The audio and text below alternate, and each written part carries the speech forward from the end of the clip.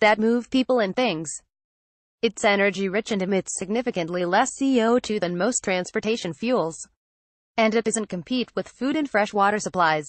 We're researching how to scale up algae biofuels production in a meaningful way. EnergyFactor.com